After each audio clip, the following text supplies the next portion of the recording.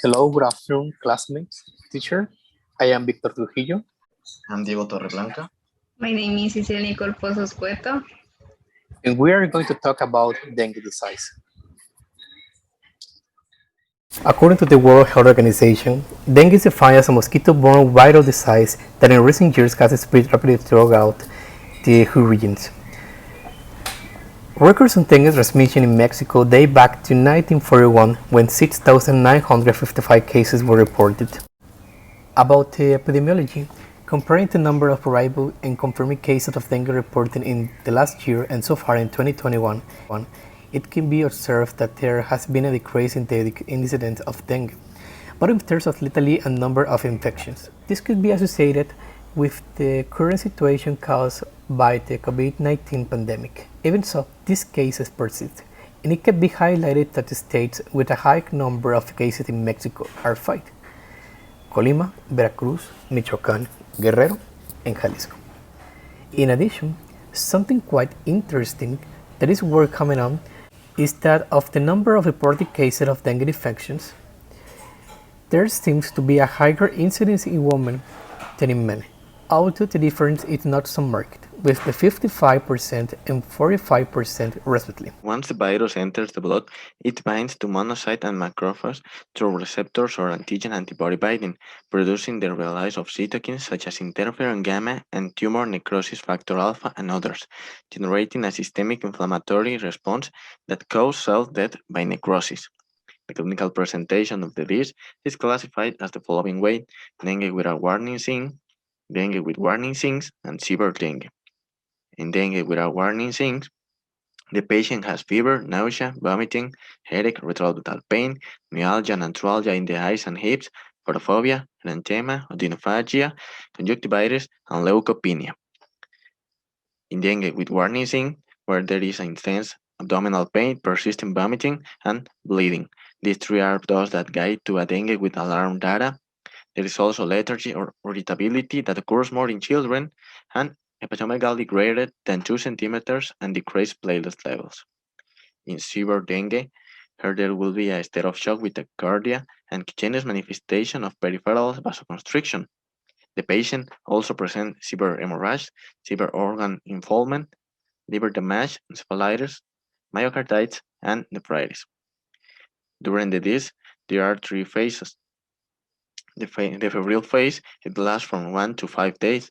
In this phase, the patient presents continuous fever, headache, myalgias and arthralgias, erythema, and rectal pain. In the blood biometry, we will find leukopenia and normal platelets. A NS1 test should be performed before day 5 when there is suspicion of dengue, and a PCR will help us to recognize the serotype. Here, we can use the tourniquet test, which when positive makes the diagnosis of dengue more likely. However, it is not useful to differentiate dengue fever from dengue hemorrhagic fever. The treatment of this phase is symptomatic. The patient is given paracetamol and wet wipes to control fever, oral hydration, avoid self-medication of antibiotics, antivirals, and steroids, avoid acetylsalicylic acid, and intramuscular injection, bed rest and use of mosquito nets. Continue with another phases. The second phase is a critical phase or plasma leakage.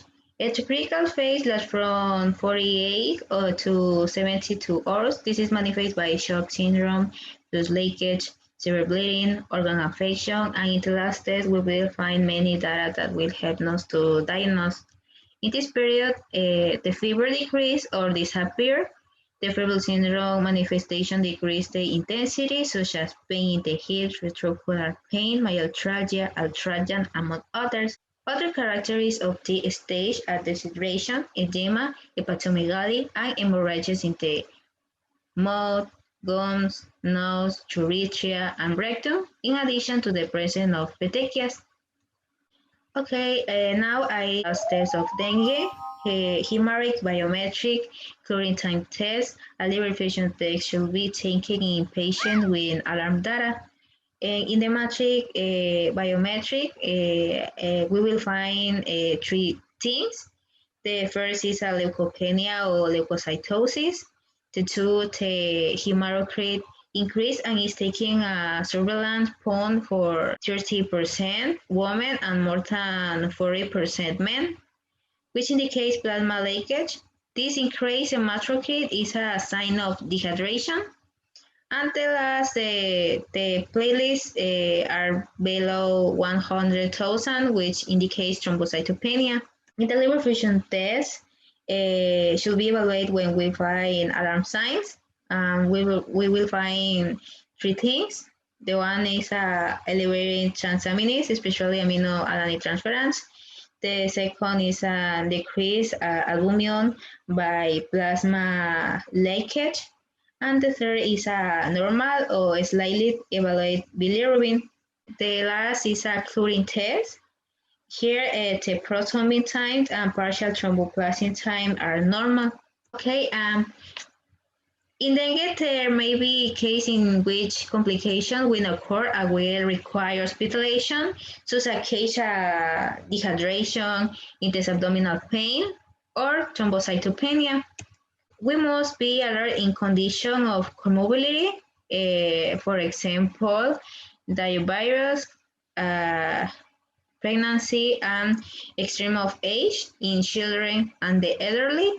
In case of dengue, fever is something reactive in the critical phase, so it is necessary to take hematocrit biometric daily and monitoring hematocrit, platelets, and leukocytes. In the critical phase, the treatment is oral fluid intake should be induced in patient admitted in hospital units. If the patient doesn't drink or drink a little or is hydration, therapy with intravenous fluid should be the start to maintain adequate hydration status.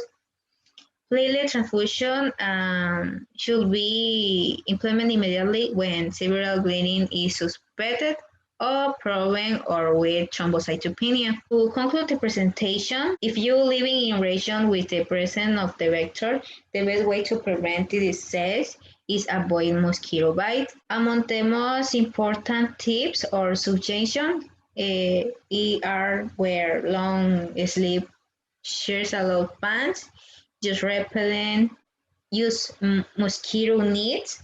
If you live in a place where there are a lot of mosquitoes, keep closed doors and windows to avoid mosquitoes in closed space. Avoid the stagnant water areas, especially sunrise or sunset times of the day with high mosquito activity. And cover water containers such as water tanks or systems. Eliminate tire or accumulate garbage in the garden.